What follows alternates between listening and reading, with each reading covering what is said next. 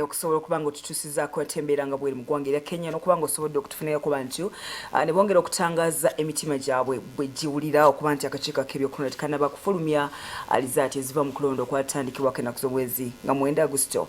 Na buli kakati bannakenya balabika nga bakyalinze okumanya ani pulezidenti agenda okubaawo owokutaano atwala eggwanga lyabwe mu maaso. Mu ggwanga erya Kenya nga tuvuddeyo tukomye wano ku butaka mu ggwanga erya Uganda tugenzeeyo mu disitulikiti y'Ekikuube bamuzira kisa badduukiridde abantu bayo be bazimbidde enzizi ezigenda okuba ku mazzi amayonjo bawadde Nayikondo ziri mu 11 ate ne bazimbira n'enzizi ez'emidomo.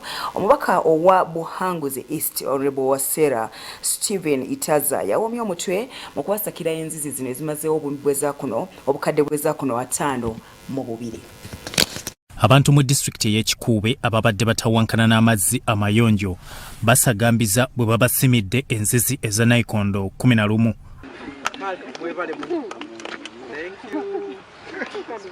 Babagatiddeko okubazimbira ez'emidumu nnya nga giteekeddwa mu nsulo mu ggombolola y'e Bugambe mu Buhanguzi East.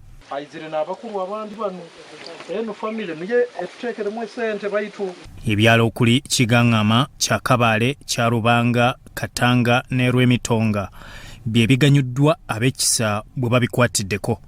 Ati twabaho n'abagenyi baitu bano kandi abagenyi bano.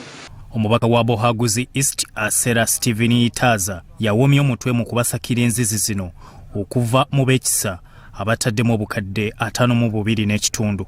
Naitwe nka government ogwaitu tukozereki tugukozere itwe ogwaitu guligo okusaka mukatuteeka muki obwesige kusaka nitukoraki nitugaara ekyo tukikozere na habwekyo hati nkusaba nainyo abataka mutuunge water source committee era aba responsible mukolaki mukumaintaining ezibalino mukagitunga eroho kandi tutungeyo n'akasente akake kokoraki kokuyikara ntuteekayo nukuka kusangwera asisi karaboahole musobole koraki kandi mutatuwete again ngwati kino kidoaki.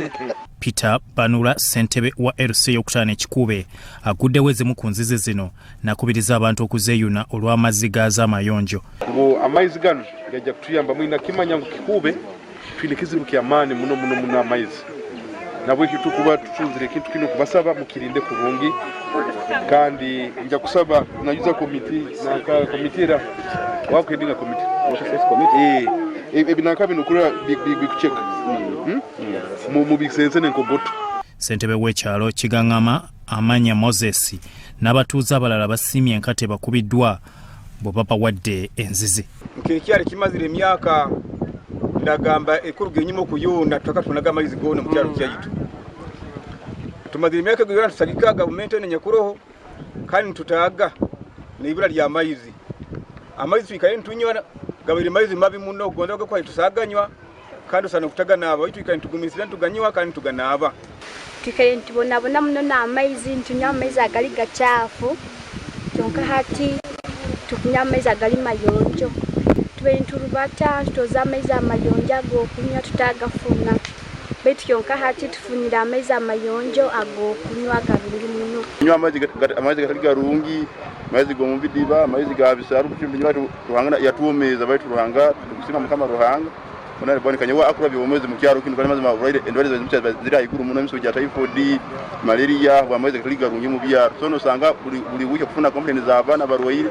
Bikunganyiziddwa ekitongole ky'amawulire ekya Salt TV.